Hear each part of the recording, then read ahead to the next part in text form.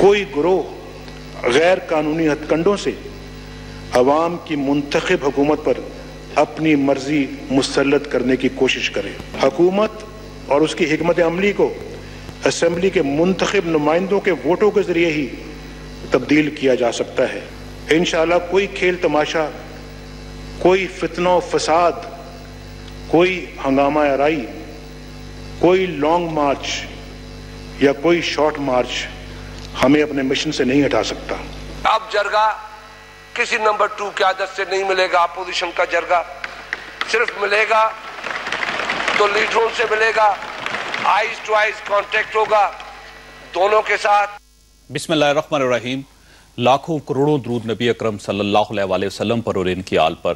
ख़वातीन हज़रात, हमारे साथ ख्वाजा आसिफ साहब तशरीफ़ रखते हैं, वज़ीर दिफा हैं, और आपने अभी वज़ीर आज़म साहब की तकरीर के चंद क्लिप्स भी मुलाहिज़ा किए और खुशीसा साहब का जो इंकशाफ था वो भी आपने मुलाहिज़ा किया। ख्वाजा साहब, अब तीसरे फेज़ में दाखिल हो चुके हैं डायलॉग। पहले गवर्नमेंट ने डायलॉग किए, फिर जिरगा ने डायलॉग किए, अब तीसरा फेज़ ये है कि सिर्फ लीडर से बात होगी, यानी अल्लामा ताहिरुल कादी साहब से के पास जिरगा जाएगा और इमरान खान साहब के पास जिरगा जाएगा। अगर ये जिरगा भी नाकाम हो गया, ये कोशिश भी नाकाम होगी, तो फिर जो सर मैं एक करेक्शन कर दूं, जिरगा जो है वो फैसिलिटेटर है। जो डायलॉग मुज़ाकरा जो है वो दोनों अतराफ की जो है टीम्स कर रही हैं, जो उसकी तफासील हैं वो उसकी वही करती हैं। जिरगा जो है वो इश्यूज के ऊपर कोई अथॉरिटी उनकी यहाँ तक है कि वो दोनों पार्टियों को बिठा दें और वो दोनों पार्टी फिर नेगोशिएशंस करती रहें। अगर नेगोशिएशन को ब्रेक डाउन होता है तो फिर जिरगा इंटरवीन करता है ताकि वो आपस में कोई जो राब्ता जो है वो मुनक़ता। जिरगा हुकूमत की कमेटी को लीडरों के साथ बिठाएगा, इमरान खान के साथ बिठाएगा और अल्लामा ताहिरुल कादी के साथ बिठाएगा। जी, डायरेक्टली वो बात करें। देखें, हमारी तरफ से तो डार साहब is very senior member of our cabinet और वो बाकी भी जो दोस्त हैं बड़े मोहतरम हैं। हमारे लिए जो सिराजुल हक साहब बड़े मोहतरम हैं, अपनी पार्टी के वो अमीर हैं, उनका बड़ा कद काठ है, बड़ी मुस्तनद वो हसीयत है उनकी, और वो बड़ी खुलूस के साथ कोशिश कर रहे हैं पिछले 1.5-2 माह से।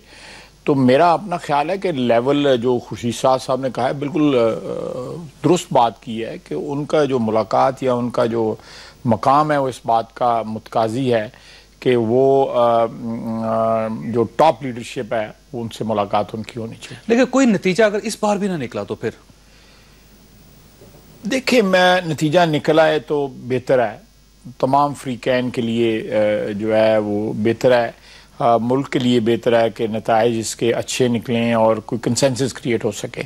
देखें, कंसेंसस का अच्छा ही असर पड़ा है ना, ये पार्लियामेंट में कंसेंसस क्रिएट हो गया कि आइन के ऊपर और कानून के ऊपर कोई सौदेबाजी नहीं होगी।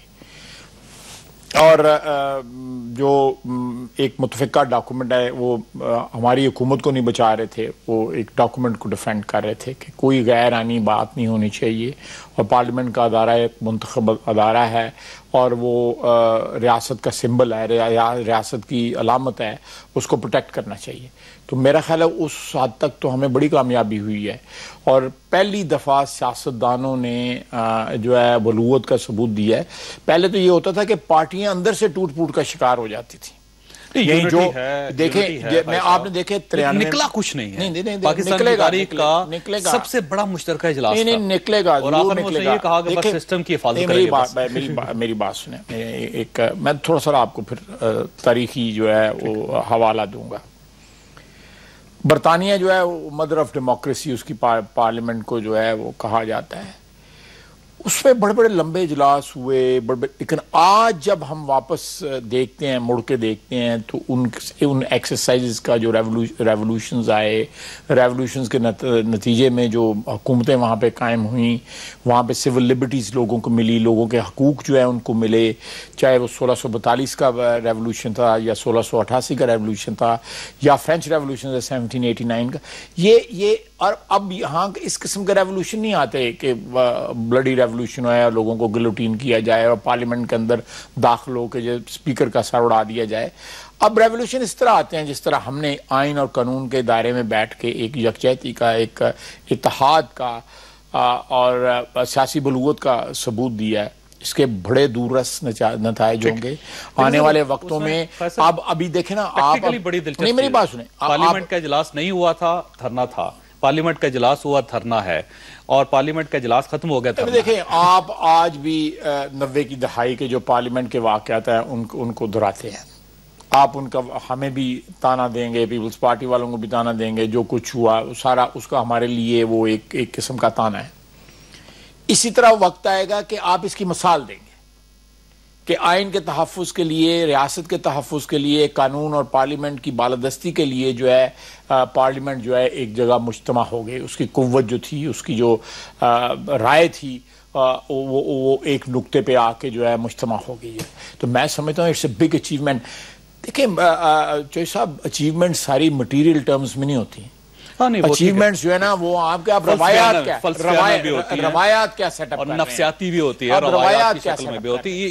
یہ بات آپ کی درست ہے. لیکن یہ بتائیے گا کہ یہ دھرنے کب تک جاری رہیں گے؟ کیونکہ قوم تھک چکی ہے اور لوگ روز ٹیلی ویژن پہ دیکھتے ہیں، تقریریں ملاحظہ کرتے ہیں، حکومت ایسا لگتا ہے ناکام ہو چکی ہے. دیکھیں آج دیکھیں انہوں نے لاکھوں آدمی آج اکٹھے کرنے ہیں رات کو. تو دیکھ لیتے ہیں 4 5 6 گھنٹے کی بات ہے، تو دیکھ لیتے ہیں. تسی دیکھ لو، اسی دیکھ لیں گے. آپ انتظار کر رہے ہیں کہ تھک جائیں گے؟ ہاف جان تھک ہاف جان. لیکن یہ پولیس کیوں استعمال کرتے ہیں سر؟ اگر یہ پیسفل لوگ ہیں. نہیں پولیس کہاں استعمال ہوئی ہے سر؟ پولیس گرفتار کر لیتی ہے، پولیس چھوٹی موٹی گرفتاری. کیا تو میرا مطلب کیا چوہی صاحب، میں بصیرت پولیٹیکل ورکر گرفتار بھی ہوں، قیدیں بھی بھگتی ہیں. ایک قید عدلیہ کی بحالی کے لیے 3 نومبر کو ہم قید ہوئے. 24-25 دن کے بعد نومبر کے آخر میں جا کے رہا ہوا. میں جنگ جیل سے رہا ہوا. وہاں پہ لوگ آئے ڈی جی خان سے، ان کو شفٹ کیا گیا. عمران خان صاحب ان کے ساتھ قید تھے. 6-7 دن رونا شروع کر دیا انہوں نے. معافی شافی مانگ کے یہ عمران خان سے معافی خان بنے اور رہا ہو گئے. باقی تمام لوگ جو ہے وہ 21 دن 22 دن جو ہے قید. عمران خان صاحب 8 دن قید رہے. 8 دن کے بعد جو ہے یہ تبرکن قید ہوئے نا، تبرکن قید ہوئے اور معافی خان بن گئے. معافی شافی مانگ کے کوئی مکمکا کر کے تو باہر آ گئے. اور کہا لوگوں کو، انہوں نے کہا یہ قید ہونے والا کام نہیں میں نے کرنا چاہیے. لیکن سر لوگ بڑے لوگ جوائن کر رہے ہیں. جنید جمشید بہت بڑا نام ہے پاکستان کا، وہ اب دیکھیں عمران خان صاحب کے ساتھ کھڑے ہیں. اگر اس قسم کے سٹار اگر عمران خان کے ساتھ کھڑے ہو گئے، کپڑے اچھے بیچتا ہے تو بڑا نام ہو گیا. شلوارنگ میں نام بڑا ہو گیا. نام بڑا ہوتا ہے اپنے کال و فیل سے. لوگ مذہبی سکالر ہے جنید جمشید. مذہبی سکالر کیا ہے؟ میرا مطلب ہے حلیہ بدلنے سے مذہبی سکالر تو نہیں بندہ بن جاتا. حلیہ تو بہت لوگ ہیں. حلیہ تو طاہر القادری جیسا حلیہ ہے ہی کسی کا نہیں ہے. لیکن وہ اس کی مستند یا اس کی جو کیا کہتے ہیں معتبر تو نہیں ہے نا. حلیہ آپ کو مستند یا معتبر تو نہیں بناتے. معتبر تو آدمی اپنے کال و فعل سے بنتا ہے. معتبر تو آدمی تب بنتا ہے جبکہ اس کے اندر کے تضادات ختم ہو جائیں. معتبر جو ہے حلیہ سے نہیں بنتا، بہروپ بدلنے سے نہیں بنتا. لیکن سر بڑے لوگ، شہزاد رائے صاحب وہ آئے تھے یہاں پہ، اس کے عطا اللہ عیسیٰ خیلوی بڑا مشہور آدمی ہے، وہ عمران خان صاحب جنہوں نے سارے اپنے گانے ایک ہی ٹیون میں گائے ہوئے. اچھا یہ بتائیے خالد صاحب کہ 5 جس طرح بعض ایکٹر ہوتے تھے پرانے زمانے میں، وہ نوٹنکیوں کے پہلے ایکٹر تھے، وہ تو وہ فقیر بنا دو تو وہ بھی وہی ٹون ان کی ہوتی تھی. شہنشاہ اکبر بنا دو تو وہ بھی ٹون ان کی وہی ہوتی تھی. وہ ٹون نہیں بدلتی تھی. اس طرح ان کے گانوں کی ٹون. اچھا خالد صاحب یہ بتائیے گا کہ آپ ہیں وزیر دفاع اور 5 جرنیلوں کے ریٹائرمنٹ کی سمری پہ دستخط کر دیے آپ نے، یہ بات درست ہے؟ دیکھیں یہ میرا دفتری کام ہے. میں چوہی صاحب یہ تو نا آپ ہو چکے ہیں دستخط، ہو چکے ہیں دستخط. نہیں میرا جو آداب ہے میرے کام کے، وہ مجھے اس بات کی اجازت نہیں دیتے. میرا سرکاری کام ہے. اب کیونکہ دستخط ہو چکے ہیں سمری پہ، بات آگے جا چکی ہے، اب اس میں خفیہ بات کوئی نہیں ہے. نہیں اگر آپ سمجھتے ہیں کہ خفیہ بات نہیں، لیکن میں اس پہ میرے جو آداب جو ہیں فرائض کے جو ہے نا، وہ آپ جواب نہ دیں، لیکن میں سٹوری لوگوں کے سامنے رکھ دیتا ہوں. اس میں D G I S I ہے، کور کمانڈر پشاور ہیں، کور کمانڈر منگلا ہے، کور کمانڈر گجرانوالا ہے، کور کمانڈر کراچی ہیں، اور آپ نے ان کی سمری پہ دستخط کیے ہیں پارلیمنٹ ہاؤس کی سیڑھیوں پہ بیٹھ کے. نہیں ایسی کوئی بات نہیں ہے. میں چوہی صاحب یہ ریٹائرمنٹ جو ہیں بیوروکریسی کی، ریٹائرمنٹ فوج کی، ریٹائرمنٹ جہاں بھی آپ ملازمت کرتے ہیں، میں بھی ملازمت میں نے کیا ہے، ایک وقت آتا ہے کہ آپ کو جو بھی قانون اور قاعدے کے مطابق جو ہے آپ کو خیر آباد جو ہے اپنے فرائض کو کہنا پڑتا ہے. یہ روٹین کی باتیں ہیں، اس سے کوئی جو ہے وہ کوئی بھی نہیں بچتا. ایک وقت آتا ہے کہ آپ کو جس میں اگر فرض کرو کل سیاست سے ریٹائر ہو جاتا ہوں تو میرا بھی کوئی ایک وقت تو ہوگا جب ریٹائر ہوں گا. یہ تو نہیں ہے کہ مجھ سے چلا بھی نہ جائے اور پھر بھی میں اسمبلی میں آ جاؤں یا پھر بھی میں الیکشن لڑتا رہا ہوں. یہ ایک وقت ہوتا ہے. اور میں سمجھتا ہوں فوج کے ادارے میں جس طرح یہ ڈسپلن آبزرو ہوتا ہے کہ اگر بیوروکریسی جو ہے وہ سمجھتی ہے سویلین بیوروکریسی جو ہے کہ گریڈ 22 تک پہنچنا ہمارا حق ہے. انہوں نے چیلنج کیا ہوا ہے نا، پرفارمنس بیسڈ پروموشنیں اس دفعہ کی ہیں پرائم منسٹر نے، انہوں نے چیلنج کر دیا ہے کہ گریڈ 22 تک پہنچنا حق ہے. لیکن فوج کا رول ہے کہ پرفارمنس بیسڈ ان کی پروموشنز ہوتی ہیں. وہاں پہ کرنل پہ بھی لوگ ریٹائر ہوتے ہیں، میجر پہ بھی ریٹائر ہوتے ہیں، بریگیڈیئر پہ بھی ریٹائر ہوتے ہیں. تو میں سمجھتا ہوں کہ ایک بڑی اچھی فوج میں بڑی اچھی روایت ہے اور we should draw comfort out of that. ہمیں اس چیز سے بڑا اعتماد ملنا چاہیے کہ وہاں پہ ایک آرگنائزیشن ہے ہمارے ملک میں جو اپنے قانون اور قاعدے کا احترام کرتی ہے اور اس کے مطابق جو ہے اپنی روزمرہ کی روٹین جو ہے وہ چلاتے ہیں. بڑی بات. خاصا میں بریک لینی ہے لیکن سوال آپ کے پاس چھوڑ کے جا رہا ہوں کہ پاکستان میں جتنے فوجی ادارے اس میں سب سے بڑا ادارہ تو آرمی چیف کا ہوتا ہے، اور آرمی چیف کی اپائنٹمنٹ جو ہوتی ہے وہ بہت بڑی خبر ہوتی ہے، ایک بریکنگ نیوز ہوتی ہے، ٹیلی ویژن پہ چل رہی ہوتی ہے، اخبارات میں چل رہی ہوتی ہے. اور اس کے بعد دوسری جو اپائنٹمنٹ ہوتی ہے وہ DGISI کی ہوتی ہے. اب DGISI جنرل ظہیر الاسلام اکتوبر میں ریٹائر ہو رہے ہیں، اور اطلاعات یہ ہیں کہ فوج کی طرف سے 3 نام پیش کیے جا چکے ہیں وزارت دفاع کو اور وزیر اعظم صاحب کو، اور اس میں سے کسی ایک شخص کا آپ نے اعلان کرنا ہے، اناؤنسمنٹ کرنا ہے. اور اناؤنسمنٹ آپ چند دنوں میں کر دیں گے تاکہ جو پرانے چیف ہیں وہ نئے چیف کو سمجھا سکیں، کچھ چیزیں ہینڈ اوور کر سکیں. یہ خبر کس حد تک درست ہے؟ کیا 3 لوگوں کی ریکمنڈیشن آپ کے پاس آ چکی ہے، اور کب تک آپ یہ فیصلہ کریں گے؟ ایک چھوٹی بریک کے بعد واپس آتے ہیں. پروگرام میں دوبارہ خوش آمدید. خواجہ آصف صاحب ہمارے ساتھ تشریف رکھتے ہیں. خواجہ یہ بتائیے گا کہ DGISI کے لیے کیا فیصلہ ہوا ہے؟ کوئی افواج پاکستان کی طرف سے، آرمی چیف کی طرف سے کوئی 3 لوگوں کے نام آئے؟ میں نے چوہدری صاحب پہلے بھی آپ کی خدمت میں عرض کیا ہے کہ یہ ایسے معاملات ہیں جو میرے جو فرائض ہیں وصیت وزیر دفاع کے ان سے متعلق ہے. تو اس لیے میں ایک تو آداب جو ہیں اس کے وہ مجھے اجازت نہیں دیتے میں ان پہ کمنٹ کروں. لیکن ایک بات میں آپ کو جو ایڈیشنل آپ سے بات کرنا چاہتا ہوں. آج اخبار میں آیا تھا کہ جو 10 معتبر ترین ادارے ہیں ISI اس میں اور یہ ہمارے لیے بڑی مبارکباد، ہمارے لیے یہ بڑے فخر کی بات ہے. 245 ممالک ہیں، 245 سیکرٹ ایجنسی، فخر کی بات ہے. اور آپ دیکھیں کہ پچھلے 35 سال میں اس ادارے نے افغانستان کی جنگ لڑی، ٹیررزم کے خلاف جنگ لڑی، اور جو ہماری دوسرے جو روایتی ہمارے حریف ہیں ان کے ساتھ جو ہمارے تعلقات کو جو ہے سکسیسفلی مینیج انہوں نے کیا، اور انٹرنیشنل پریزنس جو ہے ان کی بڑی جو ہے وہ ایک مسلمہ حقیقت ہے. تو ہمیں اس ادارے کو پبلکلی ڈسکس نہیں کرنا چاہیے. مثلا میں آپ کو اگزامپل دیتا ہوں کہ باگرام آنا تھا اوباما نے، پریزیڈنٹ اوباما نے، تو جو انہوں نے 21 لوگوں کو ای میل بھیجی جو میڈیا کے لوگ تھے جنہوں نے ٹریول کرنا تھا. تو اس میں انہوں نے جو اسٹیشن چیف تھا CIA کا اس کا نام دے دیا. گو کسی نے لیک آؤٹ نہیں کیا لیکن they had to relocate ہم، اور اس کو وہاں سے ہٹانا پڑا فوری طور پہ تاکہ اس کا جو ایکسپوجر جو ہے نا وہ اس کے لیے نقصان دہ یا ادارے کے لیے نقصان دہ جو ہے نا ثابت نہ ہو. اسی طرح میرا خیال ہے کہ یہ معاملات جو ہیں یہ فوج کے یا اس ادارے کے یا وزیر اعظم صاحب کا ایک پریروگیٹو ہے. میرے پاس ابھی تک کوئی سمری نہیں آئی. میں آپ کو اتنا میں آپ کو بتا سکتا ہوں، میرے پاس کوئی سمری نہیں اس سلسلے میں آئی. ٹھیک، ان کا پریروگیٹو ہے، ان کا استحقاق ہے. GHQ سے پرائم منسٹر صاحب کے پاس آئی ہے یہ جو اطلاعات ہیں، وہاں سے آپ کی طرف نوٹیفیکیشن آپ کا ادارہ آپ کی وزارت دے گی، جاری کرے گی. مجھے اس بات کا علم نہیں ہے، اس لیے میں اس پہ ویسے بھی اگر علم ہوتا تو پھر بھی نہ کمنٹ کرتا، لیکن مجھے اس کا قطعی طور پہ علم نہیں ہے. لیکن میں نے آپ کو مثال دی ہے کہ people are very careful while talking publicly about their intelligence agencies, intelligence institutions.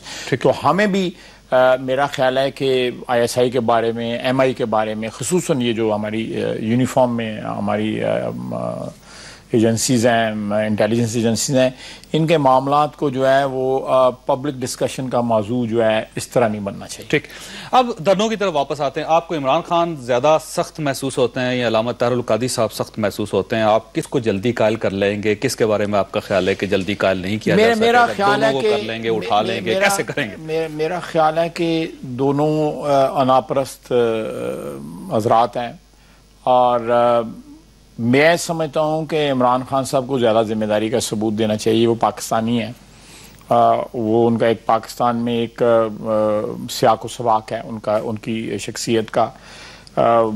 Cricketer رہے ہوئے ہیں، ہمارے نیشنل ہیرو رہے ہوئے ہیں، اور بھی ان کے ذمے جو ہے اچھے کام بھی ہیں. لیکن طاہر القادری صاحب ایک تو پاکستان کے شہری نہیں ہیں، مگر ہیں بھی تو مکسڈ ہی ہو گئے نا، رلے ہی ہو گئے نا، کینیڈا کے شہری بھی ہیں اور اس کا تو رلے والا کام ہے. تو اس لیے جو ہے وہ میں اس کو کمنٹ نہیں کروں گا. لیکن میں سمجھتا ہوں کہ اس سارے مسئلے میں ان لوگوں نے اپنی ساکھ کو، جو بھی ساکھ ان کی تھی، اس کو بہت بری طرح مجروح کیا ہے.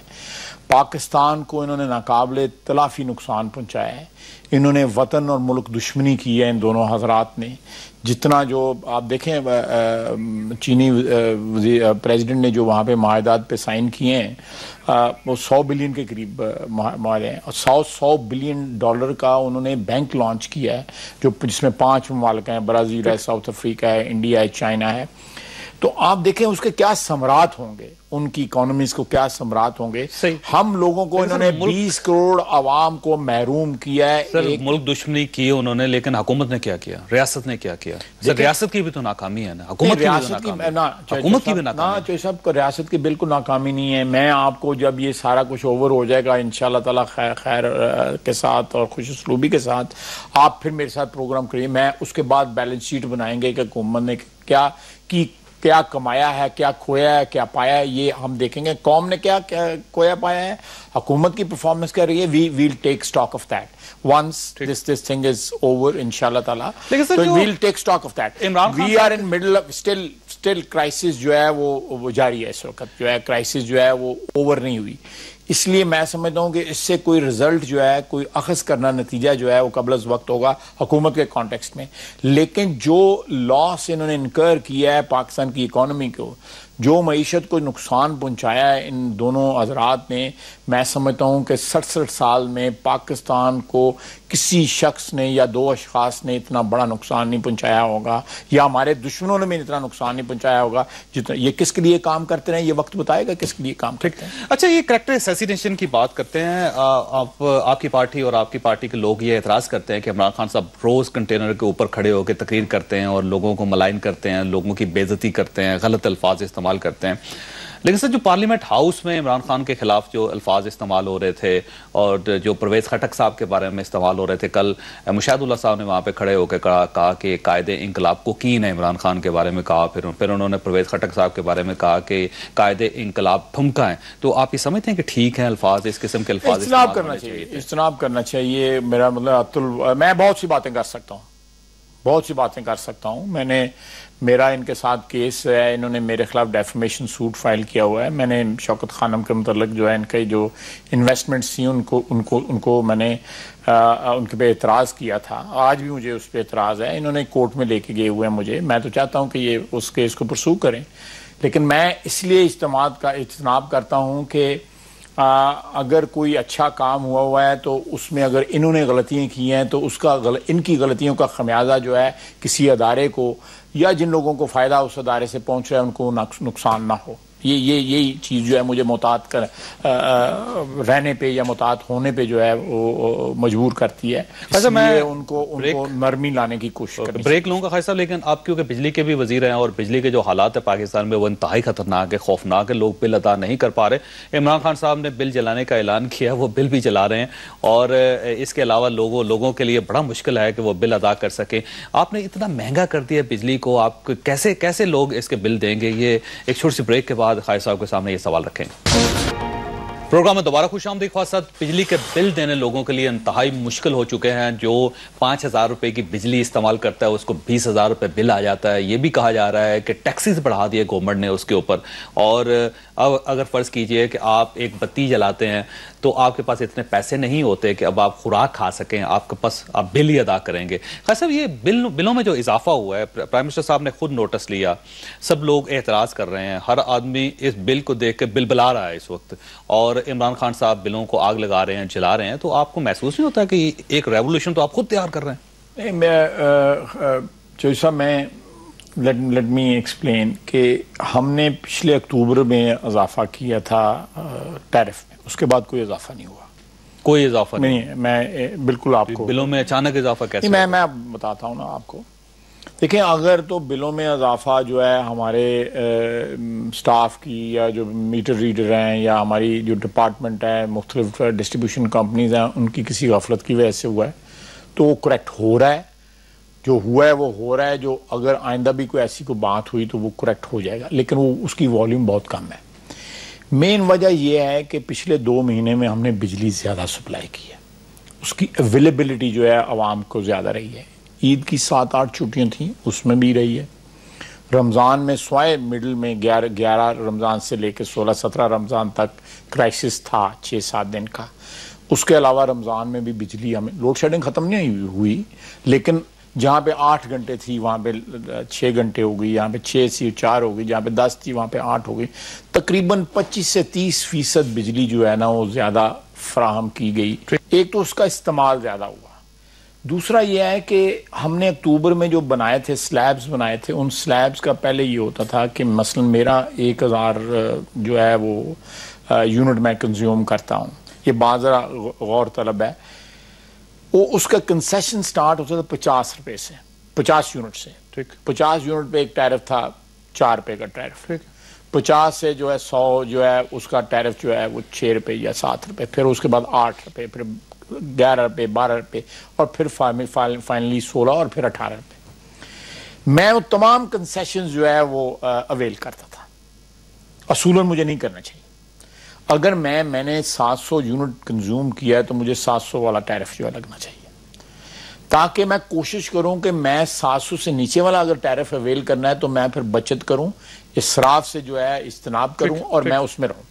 اس لیے ہم نے وہ جو ٹیرف ہے, اب اس وقت صرف ایک سلیب کا آپ کو ایڈوانٹیج ملتا ہے جو آپ کا پچھلا سلیب ہو.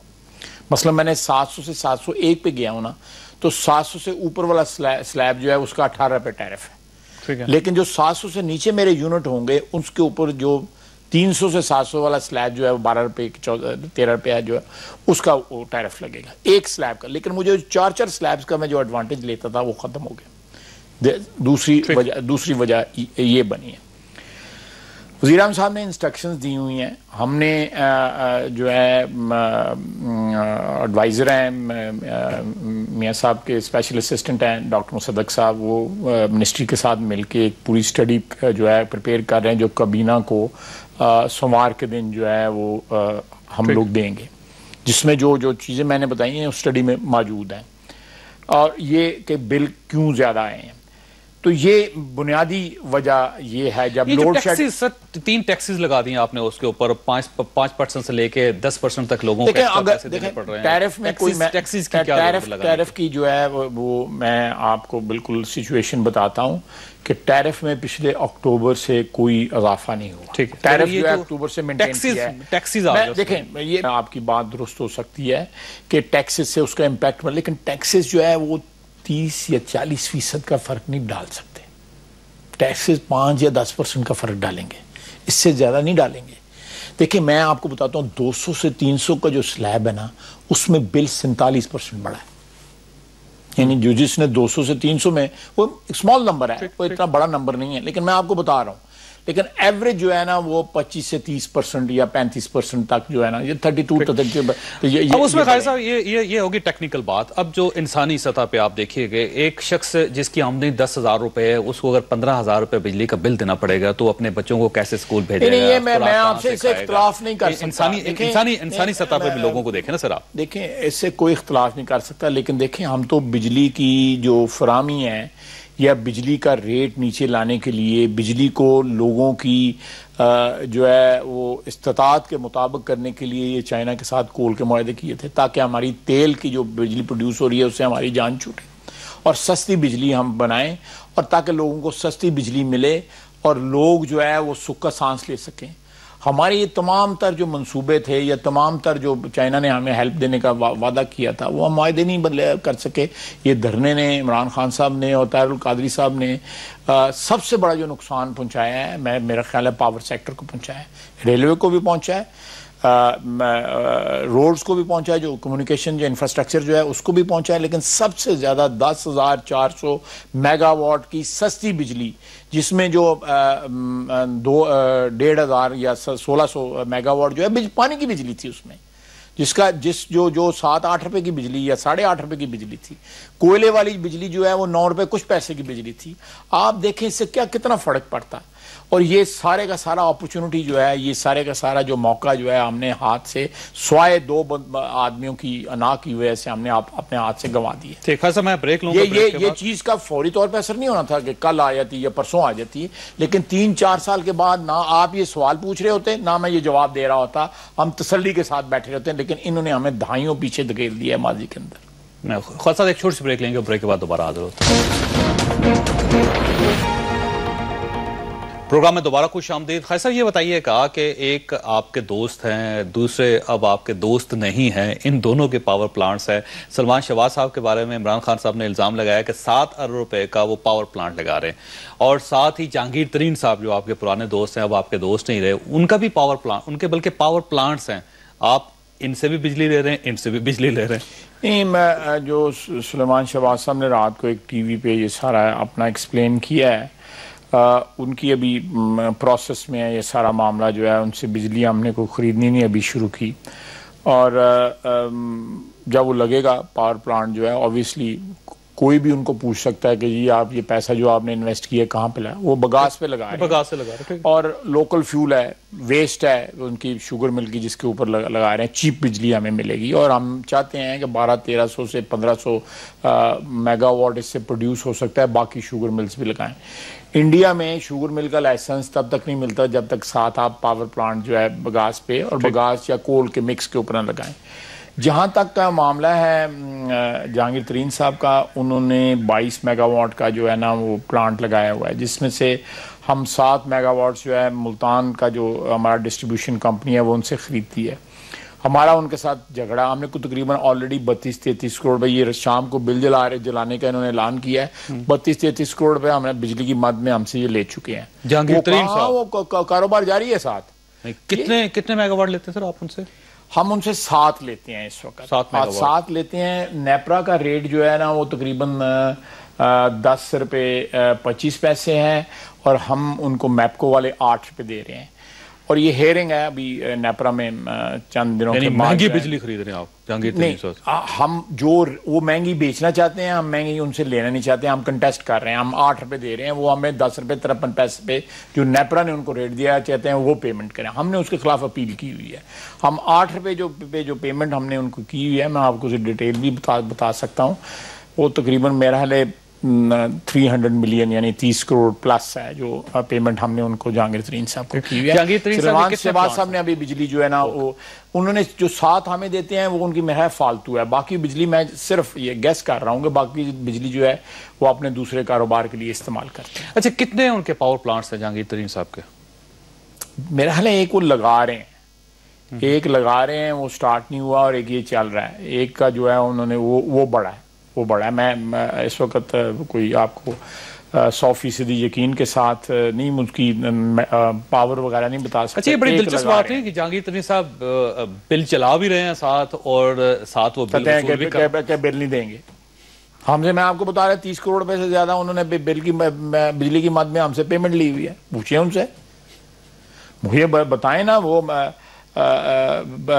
کیونکہ وہ رائٹ سائڈ پہ کھڑے ہوئے ہیں عمران خان صاحب کے, عمران خان صاحب ان کا جہاز استعمال کرتے ہیں, عمران خان صاحب کی سیاست پہ وہ پیسے لگاتے ہیں, اس لیے ان کو 7 خون معاف ہیں.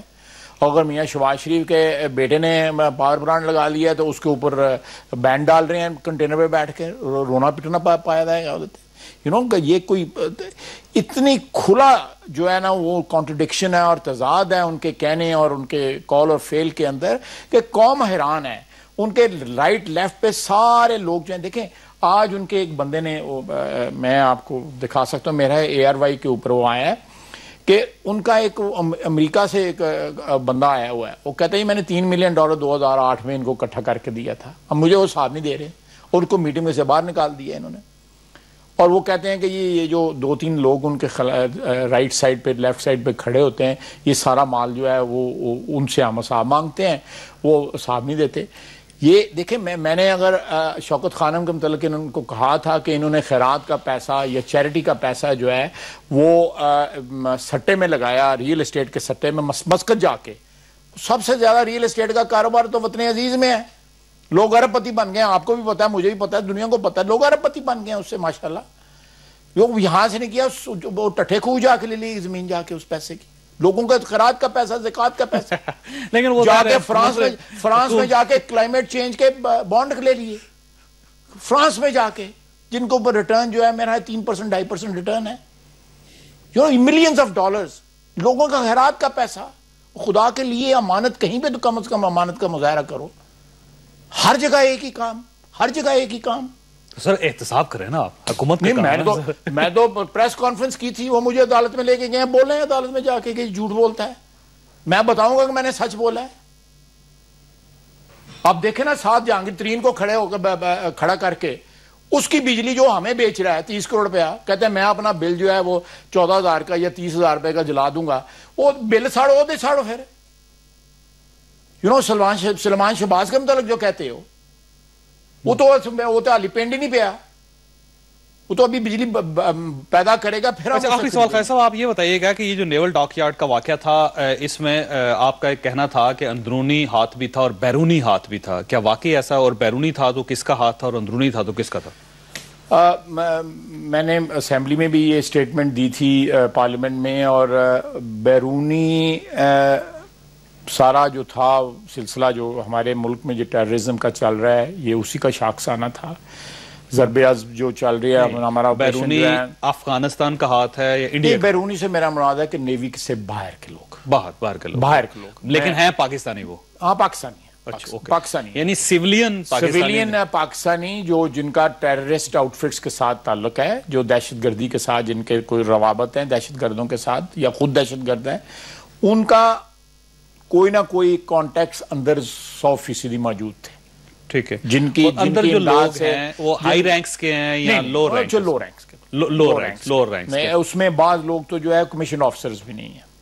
اچھا, نان کمیشن آفیسر ہیں. 1-2 جو ہیں, ایک سابق تھا جو فوت ہو گیا ہے, اور 2 نے اپنے آپ کو بلو اپ کر لیا, انہوں نے جیکٹس پہنی ہوئی تھی ایک. اور یہ میں جو اس وقت یاداشت سے میرے جو انفارمیشن جو میں نے اسمبلی میں دی تھی اس کی مدد سے میں آپ کو بتا رہا ہوں, لیکن بیشتر لوگ گرفتار ہو گئے. ٹھیک ہے. اچھا, ان کا مقصد کیا تھا, کرنا کیا چاہتے تھے؟ یہ ایک بتانا چاہتے تھے دنیا کو کہ پاکستان کے جو سیکیورٹی ادارے جو ہیں وہ بھی ہماری دسترس سے جو ہے وہ دور نہیں ہے, ہم وہاں تک بھی پہنچ سکتے ہیں. جو سیکیور ترین ایریاز ہیں وہاں بھی ہماری جو ہے پہنچ ہے. یہ ایک سائیکولوجیکل وہ ہے نا. دوسرے ادارے جو اس وقت فوج کے ادارے ہیں, کیا وہاں پہ بھی تھریٹس ہیں؟ دیکھیں, تھریٹ تو بصیت ملک کے اور بصیت ریاست کے ہمیں ہر وقت موجود ہے, اور ہم جو آپریشن کر رہے ہیں انہوں نے یہ تھریٹ کی جو قوت تھی اس کو بہت حد تک کم کر دیا ہے. اور آپ نے اگلے دن ISPR کا جو آیا تھا, بیان آیا تھا, اس میں انہوں نے کہا ہے کہ ان کا آپریٹ کرنے کے لیے, منظم طریقے کے ساتھ آپریٹ کرنے کی قوت جو ہے وہ بڑی شدید طریقے سے جو ہے وہ اس کے اوپر ضرب لگی ہے, ضرب عضب کے بعد جو ہے. اب وہ اس طرح آپریٹ نہیں کر سکتے جس طرح یہ امپیونٹی کے ساتھ جو ہے آج سے 6 مہینے یا سال پہلے آپریٹ کر رہے تھے. لیکن ابھی بھی ان میں قوت ہے. جس طرح آپ سمنگلی والا واقعہ بھی آپ نے دیکھا ہے, جو ایئر فورس نے بیس کے اوپر انہوں نے کیا, اب یہ نیول بیس پہ کیا, یہ اسی سلسلے کی کڑیاں ہیں. اس لیے میں پھر کہوں گا کہ یہ جو جنگ جو بقا کی لڑی جا رہی ہے, ہماری سرحدوں پہ، ہمارے نیول بیسز پہ، ہمارے ایئر بیسز کے اور ٹرائبل ایریاز میں جو لڑی جا رہی ہے ہماری بقا کی جنگ، جن میں بیش قیمت جانیں جو ہیں اپنی قربان کر رہے ہیں ہمارے جوان جو ہے، ہمارے بیٹے، ہمارے بھائی جو ہے وہ ایک نئی تاریخ رقم کر رہے ہیں دہشت گردی کے خلاف. پاکستان کے شہر، پاکستان کے گاؤں کو جو ہے، اسکول کالجز جو ہے یہ محفوظ کر رہے ہیں وہ لوگ جو ہے. ہمیں یہ تماشا جو ہے ختم کر کے ایک قومی یکجہتی کا، ایک قومی کنسنسس کا جو ہے، اگر the country needs a new social contract, why not? We can all sit down. Parliament ایک پلیٹ فارم ہے، وہاں پہ بیٹھ کے ہم ایک نیا سوشل کانٹریکٹ دیا جا سکتا ہے، یا موجودہ سوشل کانٹریکٹ کو جو ہے امپروو کیا جا سکتا ہے، اس کو امپروو کیا. خواجہ صاحب آپ کا بہت بہت شکریہ. خواجہ صاحب آپ نے خواجہ آصف صاحب کی گفتگو سنی. اللہ تعالیٰ آپ اور آپ کے اہل خانہ کو ہر قسم کی مصیبت سے محفوظ رکھے. اللہ حافظ.